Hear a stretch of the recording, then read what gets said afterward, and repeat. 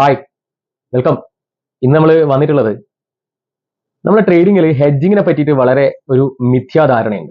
വേറൊന്നുമല്ല, പല ട്രേഡേഴ്സും പറയുന്നത് കേൾക്കാം, ഇങ്ങനെ ഒരു ഹെഡ്ജ് ചെയ്താൽ പിന്നെ നമുക്കത് റിക്കവറബിൾ അല്ല, അത് ഒഴിവാക്കിയിട്ട് വേറൊരു അക്കൗണ്ട് നമുക്ക് സ്റ്റാർട്ട് ചെയ്യുന്ന രീതിയാണെന്ന്. പക്ഷേ ഈ ഒരു ഹെഡ്ജ് ചെയ്യുന്നതിൽ നമുക്കുണ്ടാവുന്ന നിലപാടാണ് ആദ്യം മാറ്റേണ്ടത്. ഹെഡ്ജ് ചെയ്യുമ്പോൾ നമ്മൾ ഇക്വിറ്റി കൂടുതലുള്ള സമയത്ത് തന്നെ ഹെഡ്ജ് ചെയ്ത് നമ്മൾ അപകടം മനസ്സിലാക്കി മുന്നോട്ട് പോകുമ്പോൾ ഒരിക്കലും നമുക്ക് ഹെഡ്ജ് ചെയ്ത അക്കൗണ്ട് തിരിച്ചു കിട്ടാതിരിക്കില്ല. പക്ഷേ ചില ആളുകൾ ഒരു നിലപാടെന്ന് വെച്ചാൽ ഹെഡ്ജ് ചെയ്യുമ്പോൾ മാക്സിമം ഇക്വിറ്റി തീരുന്ന സമയത്താണ് ഇവർ ഹെഡ്ജ് ചെയ്യുക.